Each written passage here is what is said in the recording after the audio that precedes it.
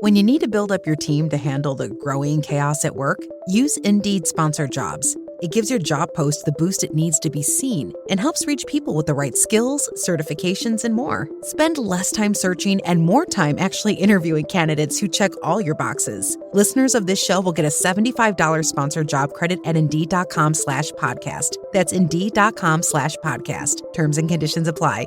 Need a hiring hero? This is a job for Indeed Sponsored Jobs. Un demonio detuvo a un ángel de Dios durante 21 días seguidos. Está escrito en la Biblia, con nombre, con lugar, con fecha exacta. El ángel no es cualquier ángel. Cuando por fin logra aparecer delante del profeta Daniel, su cuerpo brilla como una piedra preciosa. Su rostro tiene la apariencia del relámpago. Sus ojos son como dos antorchas de fuego, y su voz suena como el estruendo de una multitud entera. Daniel, uno de los profetas más santos del Antiguo Testamento, cae al suelo como si estuviera muerto. Pero ese ser tan glorioso no logró llegar solo. Estuvo bloqueado 3 semanas completas por una entidad que la propia Escritura llama textualmente el príncipe del reino de Persia. Y no se liberó por sus propios medios. Tuvo que venir el arcángel Miguel. El mismo Miguel que después va a pelear contra Satanás por el cuerpo de Moisés. El mismo que en el Apocalipsis encabeza la guerra del cielo contra el dragón. Ese Miguel, el arcángel de guerra, tuvo que descender personalmente para rescatar al mensajero. Ahora viene la pregunta que la Biblia deliberadamente nunca responde con claridad. Y esa pregunta ha dividido a los mejores estudiosos cristianos durante casi 2000 años. ¿Quién era ese ángel? ¿Era Gabriel? El mismo mensajero que ya había visitado a Daniel 2 veces antes. El mismo que 600 años después iba a presentarse frente a una joven virgen en Nazaret para anunciarle que sería la madre del Mesías. ¿O era algo completamente distinto? Porque cuando comparas la descripción de esta figura con otras apariciones de la Escritura, aparece un detalle tan específico que un grupo entero de comentaristas cristianos ha llegado a una conclusión radical. Una conclusión que la mayoría de los pastores evita predicar desde el púlpito, pero que tiene peso textual serio. Y hay algo todavía más impactante. La Biblia deja claro que los 21 días de silencio que Daniel experimentó no fueron silencio en absoluto. En la tierra, el profeta lloraba y ayunaba sin recibir respuesta. En las esferas invisibles, al mismo tiempo, se estaba librando una guerra cósmica, una guerra que involucró no solo a este ángel y a Miguel, sino también a entidades territoriales caídas que la Escritura llama príncipes de naciones. Persia tenía uno, Grecia tenía uno. Y según el patrón del texto, cada nación sobre la tierra, incluso hoy, tiene el suyo. En los próximos 40 minutos vas a descubrir 4 cosas concretas. Primero, la identidad probable de este ángel con las 3 interpretaciones que hoy compiten entre los estudiosos serios. Segundo, ¿qué es realmente el príncipe de Persia y por qué tuvo poder para frenar a un mensajero del cielo durante 3 semanas? Tercero, ¿por qué solamente Miguel, entre todos los ángeles del ejército de Dios, pudo intervenir para desbloquear esa batalla? Y cuarto, la implicación más impactante de todas, la que tiene que ver directamente contigo cada vez que te arrodillas a orar. Antes de que sigamos, si este tipo de investigación bíblica es la que alimenta tu fe, déjale un like al video ahora mismo, no después, ahora. Un like tuyo es lo único que le dice al algoritmo de YouTube que esta clase de contenido tiene que llegar a más personas. Y si todavía no estás suscrito, hazlo, porque lo que viene a continuación es, literalmente, una de las escenas más explosivas del Antiguo Testamento. Vamos. Para entender lo que pasó aquel día 21, hay que retroceder.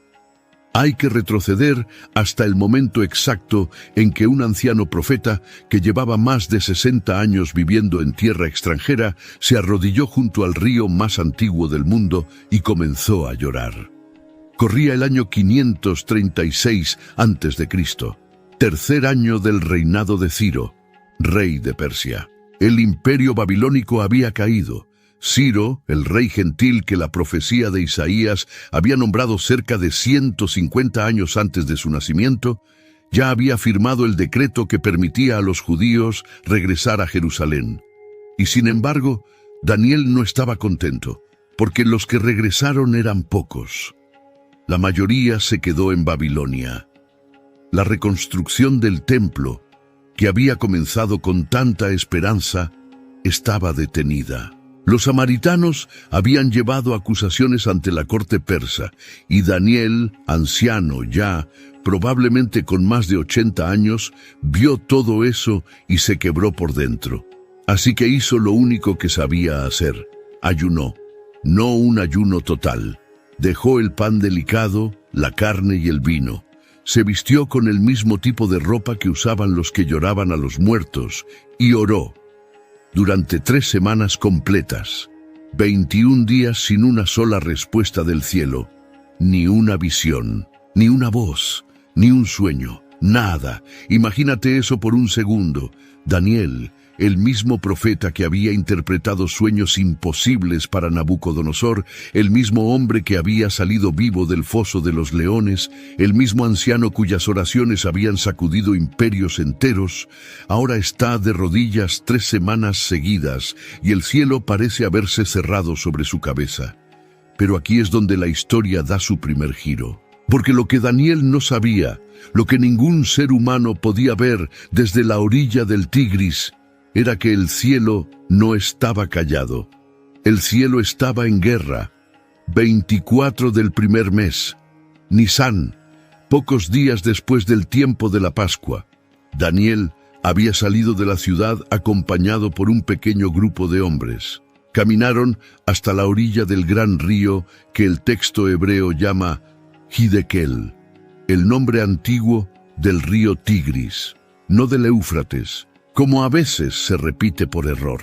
El Tigris, el río más rápido de Mesopotamia, el río que nace en las montañas de Armenia y baja con fuerza hacia el Golfo Pérsico. Daniel levantó los ojos y entonces vio al hombre. Los que estaban con él no vieron nada, pero sintieron algo tan aplastante que todos ellos huyeron aterrorizados y se escondieron. Y Daniel se quedó solo, frente a la figura. El texto bíblico se toma el trabajo de describir a este ser con un detalle que es absolutamente inusual. Dice que estaba vestido con lino. Dice que su cintura estaba ceñida con un cinturón del oro más fino, el oro que en hebreo se llama ufaz, un oro de pureza legendaria cuyo origen exacto sigue siendo discutido por los estudiosos. Dice que su cuerpo era como el berillo. Tomorrow morning is knocking. Stock your fridge now. How about a creamy mocha frappuccino drink? Or a sweet vanilla? Smooth caramel maybe? Or a white chocolate mocha? Whichever you choose, delicious coffee awaits. Find Starbucks Frappuccino drinks wherever you buy your groceries.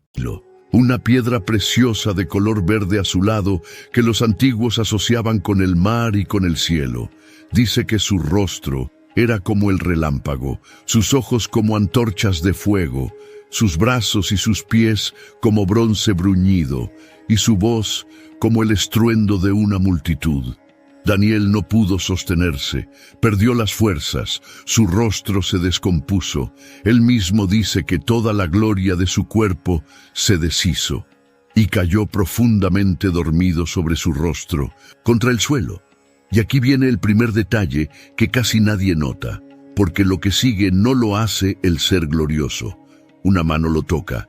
El texto dice, literalmente, «He aquí, una mano me tocó». No dice la mano del hombre glorioso, dice una mano. Y esa mano lo levanta no del todo, solo hasta ponerlo de rodillas, temblando. Es como si de repente hubiera 2 figuras en escena. O como si la figura original se hubiera acercado de una forma completamente distinta. Los estudiosos llevan siglos discutiendo este detalle. Algunos creen que es el mismo ser.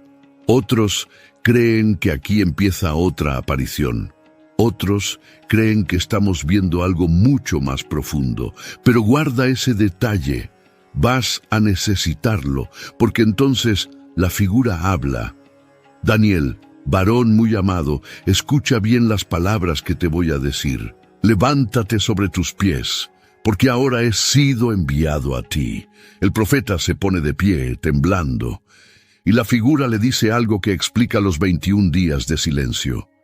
Desde el primer día que te propusiste entender y humillarte delante de tu Dios, fueron oídas tus palabras, y por causa de tus palabras yo he venido. Escucha eso con atención, desde el primer día, no desde el día 21, desde el primer día.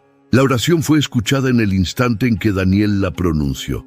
La respuesta salió del trono de Dios el primer día, pero tardó 21 días en llegar a la tierra. ¿Por qué? Porque algo o alguien interceptó al mensajero.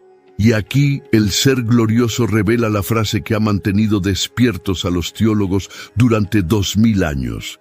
Dice, con una voz que no tiembla pero que carga el peso de una guerra cósmica, el príncipe del reino de Persia se me opuso durante 21 días. Y después añade algo todavía más asombroso. Pero Miguel, uno de los principales príncipes, vino para ayudarme y quedé allí con los reyes de Persia. Detente. Lee eso otra vez en tu mente. Un ángel, un ser que brilla como el relámpago, cuya voz es como una multitud, cuyo cuerpo es como piedra preciosa. Un ser glorioso que podía viajar entre dimensiones.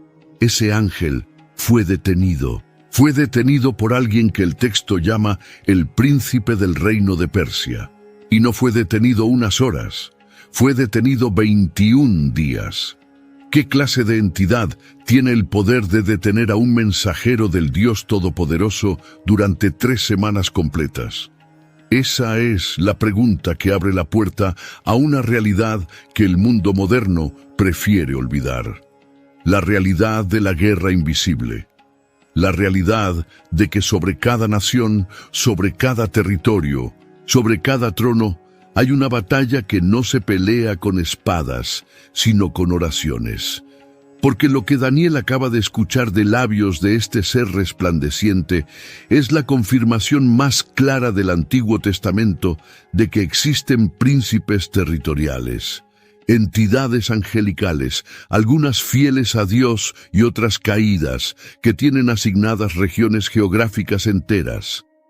Y el príncipe de Persia, según el propio texto, no quería que el mensaje llegara a Daniel, porque el mensaje que traía, como vamos a ver, hablaba del futuro del pueblo de Dios y del fin de ciertos imperios. Antes de continuar, si estás captando la magnitud de lo que estamos viendo, compártelo con alguien. Hay personas que necesitan entender que sus oraciones no caen en el vacío, que aunque el cielo parezca callado, nunca lo está. Comparte el video. Es el acto más sencillo que puedes hacer para que esta verdad llegue a quien la necesita escuchar.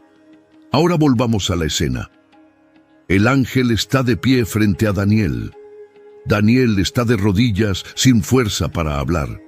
Y en la mente del profeta empieza a formarse una pregunta que nunca pronunciará en voz alta, pero que la Biblia dejará flotando sobre esta escena durante los próximos 25 siglos.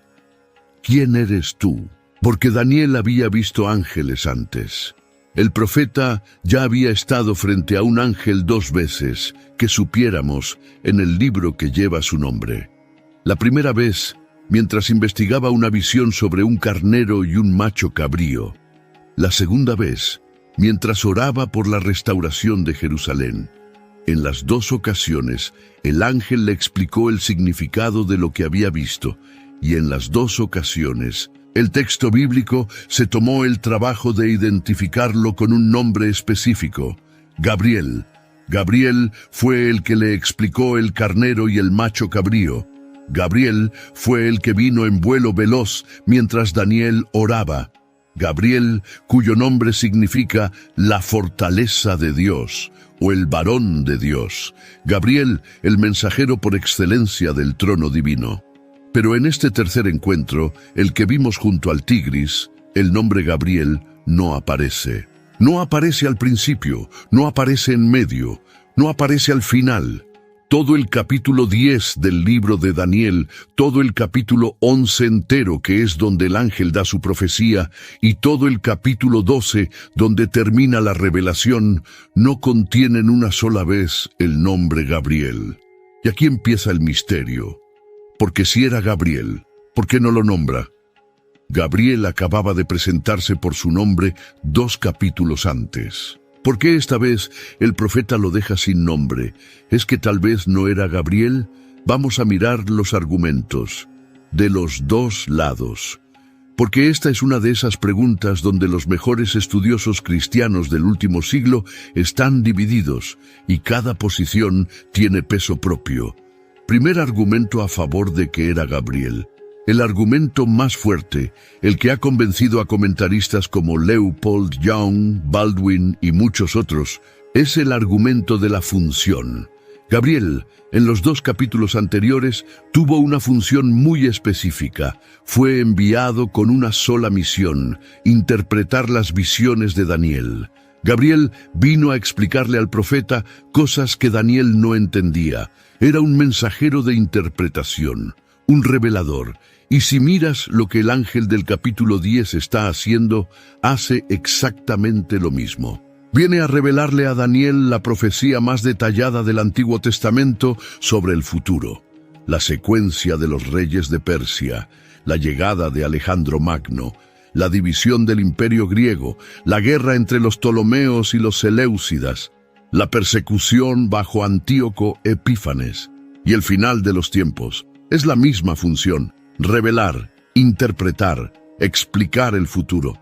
Entonces, por lógica, si en los capítulos 8 y 9 el ángel que vino a hacer esto se llamaba Gabriel, lo más probable es que este tercer ángel que está haciendo exactamente lo mismo también sea Gabriel. Cambiar de mensajero no tendría sentido. El texto ya había establecido quién era el ángel de las explicaciones. No hacía falta volver a presentarlo. Daniel ya lo conocía, y por eso, según este razonamiento, el texto omite el nombre simplemente porque ya no hacía falta decirlo. Es un argumento sólido, y probablemente representa la opinión mayoritaria entre los eruditos evangélicos del siglo XX y XXI. Pero hay un problema, y el problema es tan grande que varios comentaristas antiguos y modernos han decidido que no se puede ignorar. El problema es la descripción. Porque si tú comparas cómo aparece Gabriel en los capítulos 8 y 9 con cómo aparece este ser en el capítulo 10, hay una diferencia brutal de intensidad. En el capítulo 8, cuando Gabriel se acerca, Daniel se asusta y cae sobre su rostro, pero sigue consciente. Dice que quedó dormido sobre su rostro, pero el texto no describe a Gabriel con detalles visuales extensos. Apenas dice que Daniel vio una forma como la de un hombre. En el capítulo 9, Gabriel viene volando rápido, toca a Daniel y le habla. Otra vez, nada demasiado extraordinario en la descripción visual. Daniel está consciente durante todo el diálogo, pero en el capítulo 10, la cosa cambia por completo. La descripción del ser es tan imponente que Daniel pierde las fuerzas por completo. Literalmente pierde el color del rostro. Cae sobre el suelo y no puede moverse hasta que una mano lo toca. La figura tiene lino, oro de Ufaz, cuerpo de piedra preciosa, rostro de relámpago, ojos de fuego, brazos como bronce pulido y voz de multitud. Detente en esa descripción por un momento, porque si la has leído antes en la Biblia, es probable que la hayas leído en otro lugar. Un lugar que no es el libro de Daniel. La has leído en el primer capítulo del Apocalipsis. La has leído casi palabra por palabra. Porque cuando el apóstol Juan ve al Cristo glorificado en la isla de Patmos, Juan describe a Jesucristo resucitado con casi los mismos elementos. Cabellos blancos, ojos como llama de fuego, pies como bronce bruñido refinado en un horno, voz como estruendo de muchas aguas, rostro como el sol brillando en su fuerza. Juan cae a sus pies como muerto, exactamente igual que Daniel, y esto ha llevado a un grupo de comentaristas, incluyendo a hombres como Matthew Henry en el siglo XVIII y algunos teólogos reformados más recientes, a proponer una interpretación radical. La interpretación es la siguiente.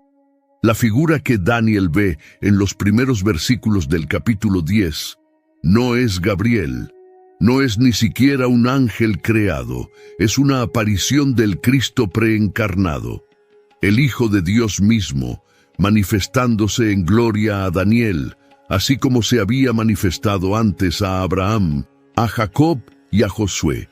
Si esta lectura es correcta, entonces lo que pasa en la escena es lo siguiente. Cristo preencarnado aparece a Daniel. Daniel cae como muerto. Cristo lo deja en ese estado y sale de la escena y envía a otro ángel, quizás Gabriel, para continuar la conversación con el profeta. Ese ángel sería el que toca a Daniel, el que lo levanta de rodillas, el que habla del príncipe de Persia, y el que anuncia las profecías de los capítulos 11 y 12. ¿Recuerdas el detalle que te dije que guardaras hace un momento? El hecho de que una mano toca a Daniel y no el mismo ser glorioso. Este es el detalle. Para muchos comentaristas, ese detalle marca la transición entre dos figuras distintas. Primero, la aparición del Hijo de Dios.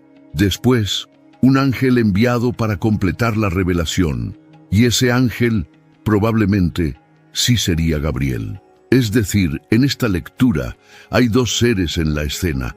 Uno es el Cristo preencarnado, que asombra y silencia a Daniel.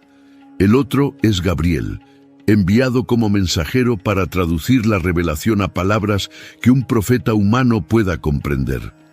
¿Te das cuenta de lo que esto significa?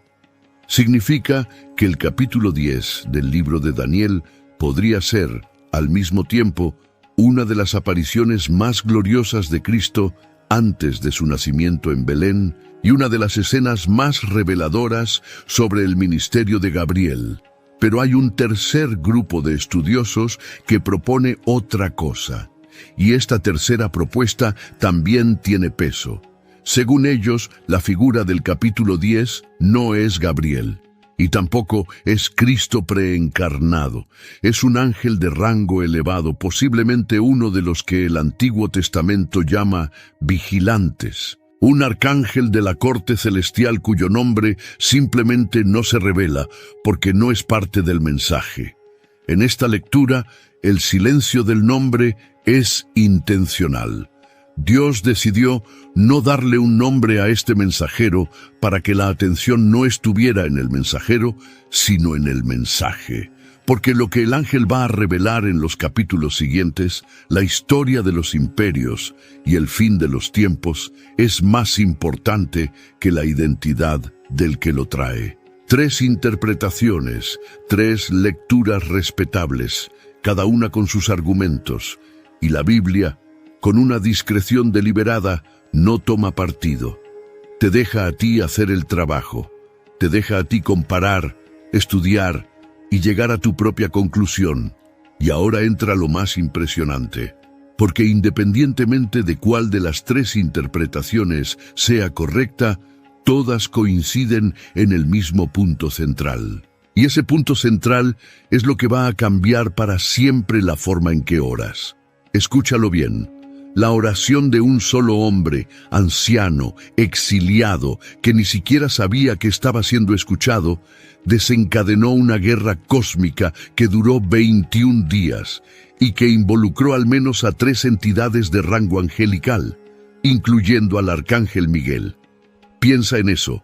Una oración, una sola oración humana movió al cielo y agitó al infierno al mismo tiempo. ¿Qué está haciendo esta revelación con tu teología sobre la oración? ¿Todavía crees que orar es un monólogo opcional? ¿Todavía crees que tus palabras delante de Dios son una formalidad religiosa? Porque si el texto es cierto, y lo es, entonces cada vez que un hijo de Dios se arrodilla en esta tierra, algo se mueve en las esferas que no podemos ver. Mensajeros son enviados, enemigos son provocados, territorios son disputados, y a veces, como en el caso de Daniel, la respuesta tarda semanas en llegar, no porque Dios no escuche, sino porque el mensajero de Dios está peleando para llegar. Si este video te está abriendo los ojos, házmelo saber con un like. Es el combustible que hace que este canal siga subiendo en Latinoamérica y en todo el mundo hispano. Un like tuyo le da visibilidad a esta enseñanza. No cuesta nada. Toma un segundo y multiplica el alcance de lo que aquí se enseña. Sigamos. Volvamos al ángel, porque ahora que tenemos las tres posibles identificaciones, necesitamos mirar con más cuidado lo que el ángel le dijo a Daniel sobre el príncipe de Persia, porque ahí es donde el asunto se vuelve literalmente cósmico. El ángel no dijo, un hombre me detuvo, no dijo, el rey Ciro me bloqueó, dijo, el príncipe del reino de Persia. En hebreo, la palabra traducida como príncipe es zar. Zar es un término que se usa para comandantes, capitanes, líderes, tanto humanos como espirituales. Pero el contexto aquí no deja espacio a dudas. Un rey humano no puede detener a un ángel. Un general persa no puede bloquear un mensajero celestial. Lo que tiene el poder de retrasar a una entidad que viaja entre dimensiones tiene que ser necesariamente otra entidad del mismo orden. Una entidad del orden angelical, pero caída. Aquí entra una enseñanza que recorre toda la Escritura y que muy pocos sermones desarrollan. La enseñanza de que desde la Torre de Babel, cuando Dios dispersó a los hombres y confundió las lenguas, asignó sobre cada nación una especie de autoridad espiritual, un ángel encargado. En algunos pasajes del Antiguo Testamento, estos seres son llamados hijos de Dios. En la Septuaginta griega, Deuteronomio capítulo 32, dice explícitamente que Dios dividió las naciones según el número de los hijos de Dios. Es una declaración sorprendente. Cada nación tuvo, desde el principio, un supervisor espiritual. Y aquí viene la tragedia, porque muchos de esos supervisores se corrompieron, se rebelaron, se convirtieron en lo que en el Nuevo Testamento el apóstol Pablo llama principados y potestades, gobernadores de las tinieblas de este siglo. Y cada uno de ellos tiene un territorio, cada uno tiene una nación, cada uno defiende su dominio con todas las fuerzas disponibles. El príncipe de Persia era uno de ellos, no Satanás. Satanás no aparece por nombre en este pasaje. El príncipe de Persia es una entidad subordinada, un gobernante regional del reino de las tinieblas, asignado específicamente al imperio persa. Su función era mantener a Persia bajo dominio espiritual, influir en sus reyes, torcer sus decisiones, oponerse a todo lo que pudiera redirigir a la nación hacia el Dios verdadero. Y en ese momento, en el año 536 a.C., el rey Ciro acababa de liberar a los judíos. Acababa de firmar el decreto que permitía la reconstrucción del templo. Acababa, sin saberlo, de hacer la voluntad del Dios de Israel. Para el príncipe de Persia, esto era una catástrofe espiritual. Su dominio estaba siendo usado para cumplir el plan de Dios. Y ahora, para terminar de empeorar las cosas, un mensajero celestial bajaba con una revelación que terminaría de consolidar ese plan. Así que hizo lo que cualquier gobernante de las tinieblas habría hecho. Bloqueó al mensajero, y lo bloqueó durante 21 días. Eso no es un detalle menor. Eso significa que el príncipe de Persia, una entidad caída, tuvo el poder suficiente para trabar en combate a un ángel de Dios durante 3 semanas completas. El poder de los demonios de alto rango no es poca cosa. No son los demonios menores que se espantan con una oración breve. Son criaturas gloriosas caídas, antiguas, inteligentes y con autoridad delegada sobre naciones enteras. Por eso tuvo que venir Miguel. Miguel es descrito en el libro de Daniel con un título único.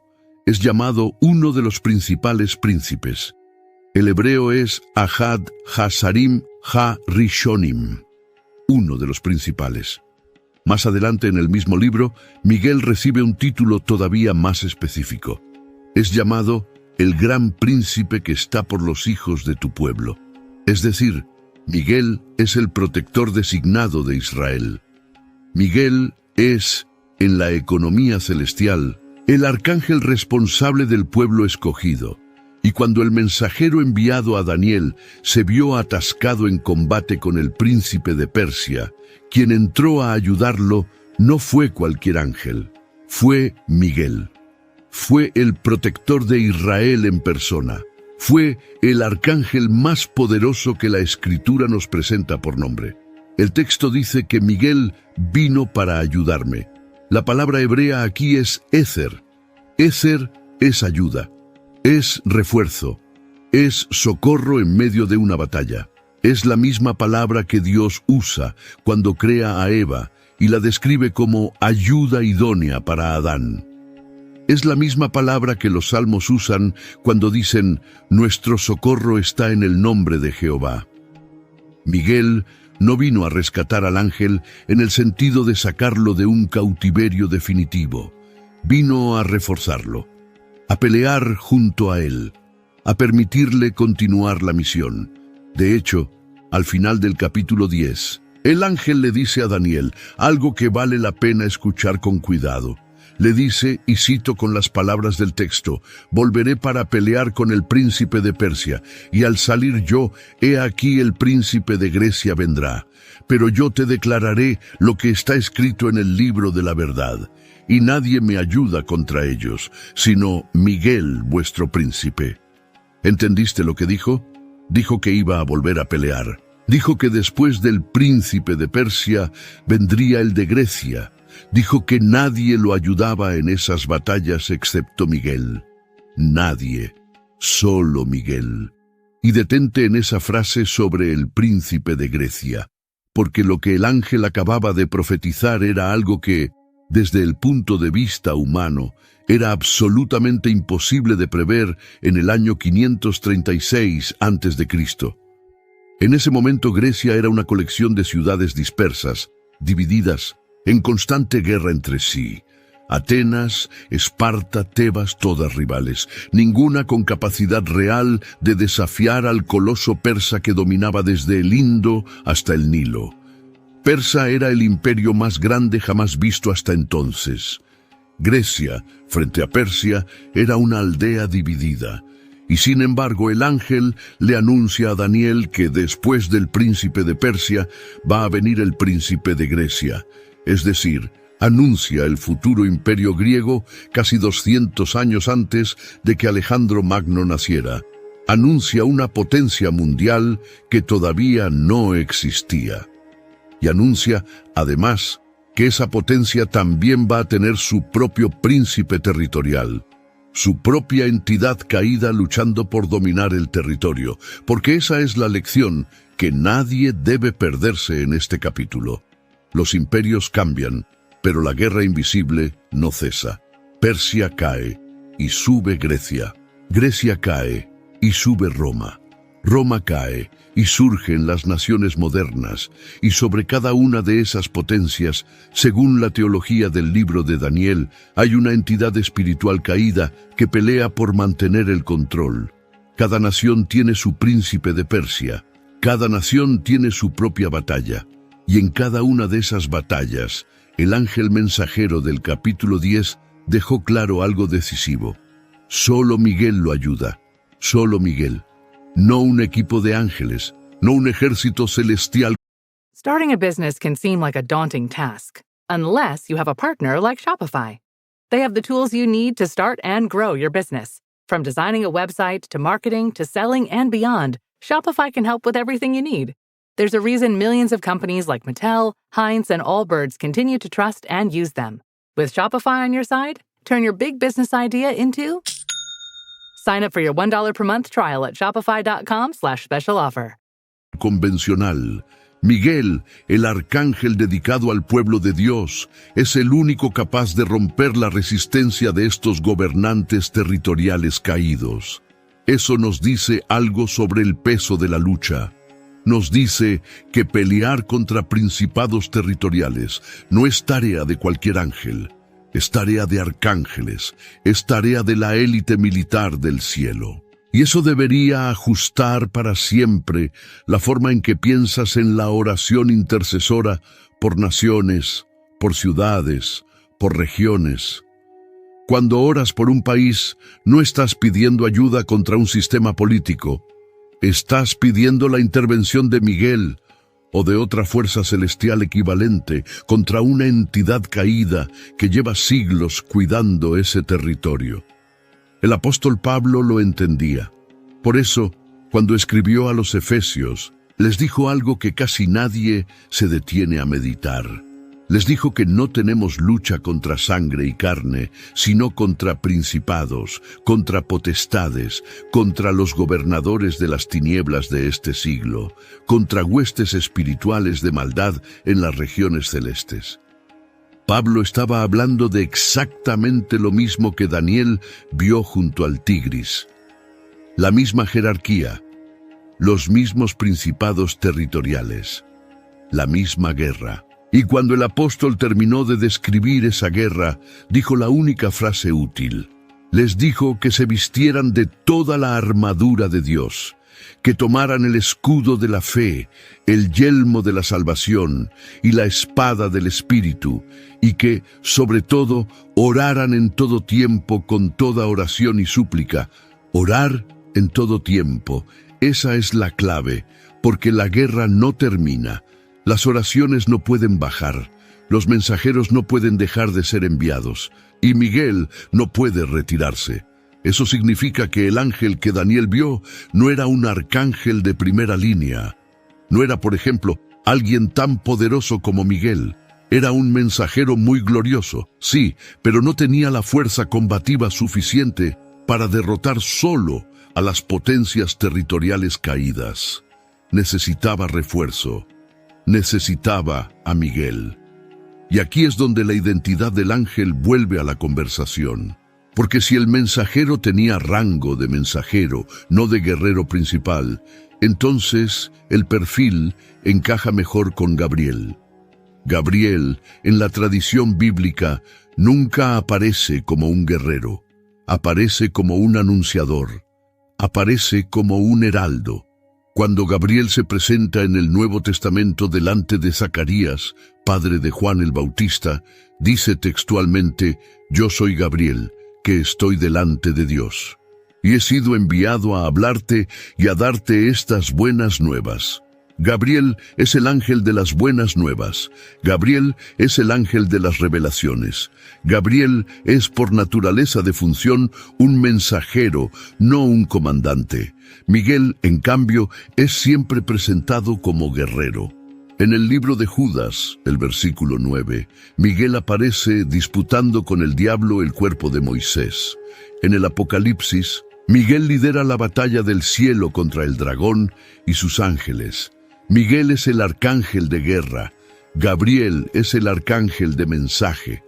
Por eso, si tenías que apostar por quién era el ángel del capítulo 10, basándote solamente en el rol que desempeña en la escena, Gabriel vuelve a ser la apuesta más probable. Un mensajero enviado con una revelación que necesita refuerzo militar de Miguel para atravesar las líneas del enemigo, encaja perfectamente con el perfil de Gabriel. Pero, y aquí está el pero que te prometí hace rato, la descripción visual no encaja. Gabriel nunca antes había sido descrito con la gloria abrumadora del capítulo 10. Gabriel Llegó volando rápido en el capítulo 9, pero no paralizó a Daniel con su gloria. ¿Por qué esta vez sí? Hay dos respuestas posibles. La primera respuesta: Gabriel siempre fue tan glorioso, pero Daniel lo describe en detalle esta vez porque la situación lo requería. La gloria del mensajero es proporcional a la gloria del mensaje. Y el mensaje que viene, los capítulos 11 y 12, es la profecía más detallada del Antiguo Testamento sobre el futuro del mundo. Merece un mensajero descrito en toda su gloria. La segunda respuesta: la figura que Daniel describe al principio no es Gabriel, es otra cosa. Y Gabriel entra en escena después, con la mano que lo toca. No podemos saber con certeza. El texto bíblico nos deja en ese margen de tensión. Y probablemente eso sea exactamente lo que Dios quería, porque cuando no sabemos todo, nos vemos forzados a buscar. Y cuando buscamos, encontramos otras cosas. Cosas que de otra forma se nos habrían pasado, como por ejemplo lo que viene ahora. Porque dentro de toda esta discusión sobre la identidad del mensajero, hay un detalle que los comentaristas antiguos subrayaban sin cansancio y que los modernos a veces pasan por alto. Es un detalle tan simple que casi duele. El cielo respondió el primer día. 21 días de silencio para Daniel. Pero el cielo había contestado desde el primer día. Daniel, anciano llorando al borde del Tigris, no sabía lo que pasaba. Solo veía silencio, solo veía cielo cerrado. Solo sentía el peso de haber orado durante 3 semanas sin recibir nada. Y desde el punto de vista humano, probablemente llegó a preguntarse si Dios lo había abandonado. Pero desde el punto de vista celestial, la oración había sido escuchada de inmediato. La respuesta había salido al mismo instante. El ángel había sido enviado el primer día. Y 21 días fueron 21 días de guerra, no 21 días de silencio. ¿Cuántas oraciones tuyas, piensas, han sido escuchadas exactamente así? ¿Cuántas respuestas están ahora mismo en camino, peleando para llegar? Porque si hay una enseñanza que este capítulo deja clara para cada creyente, es esta: el silencio del cielo no significa ausencia del cielo. El silencio puede ser el sonido de una guerra que todavía no has visto. Puede ser que la respuesta esté avanzando, pero que alguna fuerza esté intentando detenerla. Y puede ser que, por tu perseverancia, Miguel mismo sea enviado como refuerzo. Pero vamos un paso más profundo. ¿Qué habría pasado si Daniel se hubiera rendido en el día 19? Piénsalo. Si Daniel hubiera dicho: ya basta, Dios no escucha, voy a comer, voy a dejar este ayuno, esto no está funcionando, ¿qué habría pasado? Algunos teólogos creen que la respuesta habría llegado de todas formas, porque Dios cumple su palabra. Pero otros, leyendo con cuidado, notan algo fascinante. El texto dice que la oración fue oída desde el primer día y que por causa de tus palabras yo he venido. Es decir, la oración de Daniel, sostenida en el tiempo, fue lo que hizo que el mensaje fuera enviado. Y la perseverancia de Daniel durante 21 días, sin saber que había una guerra, fue lo que le dio a Miguel el contexto necesario para intervenir. La oración sostenida es combustible celestial. La oración breve puede ser oída, sí, pero la oración sostenida, la oración que no se rinde, la oración que continúa aun cuando el cielo parece cerrado, esa es la que mueve arcángeles. Eso es lo que Daniel enseña. Y eso es lo que Jesús, 1000 años después, enseñó con sus propias palabras, cuando contó la parábola. Expedia and Visit Scotland invite you to come step into centuries of history that await in Scotland. Castles steeped in legend walk along cobblestone streets. Come share the warmth of stories passed down through generations. This is a place with a past that is fully present today and all yours to explore. Plan your Scottish escape today at expedia.com/visitscotland. parábola de la viuda y el juez injusto, la conclusión de Jesús fue directa. Dijo que hay que orar siempre y no desmayar. Es como si Jesús estuviera describiendo el principio que Daniel había vivido en carne propia junto al Tigris. No desmayar, no rendirse, sostener. Porque mientras tú sostienes la oración aquí abajo, en las esferas invisibles, una batalla se está librando. Mensajeros están avanzando. Príncipes territoriales están cayendo. Miguel está siendo enviado como refuerzo. Y un día, tal vez cuando menos lo esperes, la respuesta va a llegar, completa, envuelta en gloria. Respira un momento, porque esto que acabas de leer no es una metáfora, es el testimonio más explícito del Antiguo Testamento sobre el mundo invisible. Y te lo dio un profeta que vivió más de 20 siglos antes que tú, y que probablemente nunca imaginó que sus palabras te llegarían a través de un video en una pantalla en el año 2026. Sigamos, porque todavía falta el detalle más impresionante. El ángel termina su encuentro con Daniel con una frase que pocos comentaristas destacan, pero que define todo el pasaje. Le dice, antes de marcharse, oye las palabras que te voy a decir, y ponte en pie, porque a ti he sido enviado ahora. Y luego le entrega la visión de los capítulos 11 y 12. ¿Qué contiene esa visión? Contiene la historia detallada del futuro. Contiene los nombres encriptados de reyes que todavía no habían nacido. Persia iba a tener 3 reyes más, dice el texto, y un cuarto que reuniría grandes riquezas y pelearía contra Grecia. Ese cuarto rey, para los historiadores, es Jerjes, el rey persa que invadió Grecia en el siglo V a.C. Después, el texto anuncia a un rey valiente que dominaría con gran poder y cuyo imperio se dividiría a los 4 vientos del cielo. Para los historiadores, ese rey es Alejandro Magno, y los 4 vientos son los 4 generales que se repartieron su imperio después de su muerte repentina a los 32 años. El capítulo 11 sigue con una precisión escalofriante. Describe la historia de los Ptolomeos en Egipto y de los Seleucidas en Siria, los matrimonios políticos, las guerras, las traiciones, todo con un detalle tan exacto que los críticos racionalistas del siglo XIX decidieron, por pura incredulidad, que el libro de Daniel tenía que haber sido escrito después de los hechos. No podían aceptar que la precisión fuera profecía auténtica.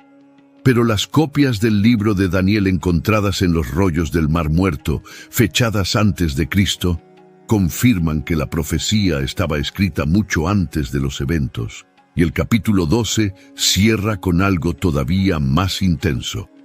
Habla de Miguel levantándose, habla de tiempo de angustia, como nunca lo hubo desde que hay nación, habla de los muertos que despertarán, unos para vida eterna y otros para vergüenza eterna. Habla del fin. Todo eso, todos estos capítulos los trajo el ángel del Tigris. Todos estos capítulos los paró durante 21 días el príncipe de Persia. Y todos estos capítulos llegaron a Daniel gracias al refuerzo de Miguel. Así que si alguna vez te preguntas por qué hay tanta hostilidad cuando un creyente se pone a orar por algo que importa, aquí está la respuesta. Hay revelación en juego. Hay futuro en juego. Hay reinos en juego. El enemigo lo sabe. El enemigo siempre lo sabe.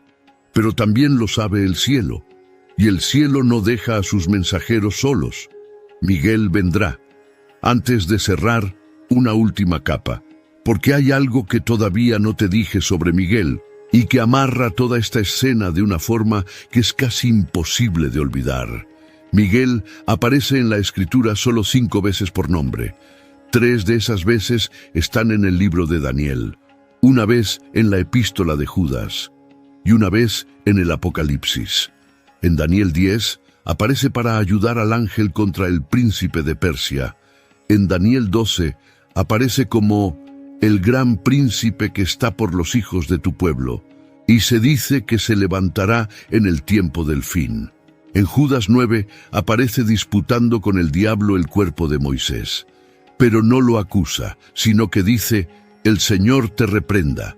En Apocalipsis 12 aparece liderando a los ángeles en una guerra cósmica contra el dragón y lo echa del cielo. 5 apariciones, una línea cronológica que va desde Moisés, pasa por Daniel y termina en el fin de los tiempos. Miguel es el arcángel que pelea por el pueblo de Dios. Desde el cuerpo de Moisés hasta el dragón del Apocalipsis, Miguel siempre está del mismo lado. Siempre está peleando por los que están alineados con el propósito de Dios. Y eso incluye a Daniel. Y eso incluye a ti. Porque si tú perteneces a Cristo, perteneces al mismo pueblo por el que Miguel pelea. No porque Miguel sea tu jefe o tu mediador. Tu único mediador es Jesucristo. Pero el arcángel que protege al pueblo de Dios no se ha retirado. No ha dejado de pelear, no ha entregado la bandera, sigue activo, y su función es proteger a los que Dios ha elegido para cumplir su propósito. Y a lo largo de la historia de la Iglesia, desde los apóstoles hasta hoy, hay testimonios incontables de creyentes que han sentido que el cielo de alguna manera intervino cuando la oración parecía detenida. Volvamos a la pregunta inicial. ¿Era Gabriel el ángel que Miguel tuvo que ayudar? Lo más probable, considerando la función que desempeña en la escena, es que sí. Gabriel, el mensajero. Gabriel, el intérprete. Gabriel, el heraldo del trono. Él era quien llevaba revelaciones a Daniel en los capítulos anteriores. Tiene sentido que siguiera siendo él en el último encuentro del profeta, pero la Biblia no lo dice con certeza, y esa ausencia es importante. Es importante porque nos enseña que no siempre necesitamos saber el nombre del mensajero para recibir el mensaje. Nos enseña que el foco de la Escritura no son los ángeles, sino el Dios que los envía. Nos enseña que detrás de toda oración que parece detenida hay una batalla que no vemos, y nos enseña que Miguel, el arcángel de Israel, ha peleado, pelea y seguirá peleando por el pueblo de Dios hasta el último día. Lo que sí sabemos, con una certeza absoluta, es lo siguiente. La oración de Daniel fue oída desde el primer día. La respuesta del cielo fue enviada de inmediato. Un príncipe de las tinieblas intentó detenerla y casi lo logra durante 3 semanas. Miguel vino como refuerzo y abrió el camino. El mensajero llegó, la revelación se entregó, y 25 siglos después, esa misma revelación sigue siendo una de las enseñanzas más poderosas del Antiguo Testamento sobre la guerra invisible y sobre el poder de la oración sostenida. Si alguna vez sientes que tus oraciones no llegan, acuérdate de Daniel, acuérdate del día 21, acuérdate de que el silencio no siempre es ausencia. A veces, el silencio es una batalla que todavía no ha terminado. Acuérdate de que un anciano junto al Tigris, orando con lágrimas y sin respuesta aparente, desencadenó una intervención arcangelical que habría de cambiar el curso de la profecía bíblica. Acuérdate de que sus palabras fueron oídas el primer día, aunque la respuesta tardara 3 semanas. Acuérdate de que en el cielo, en ese momento, alguien estaba peleando por él.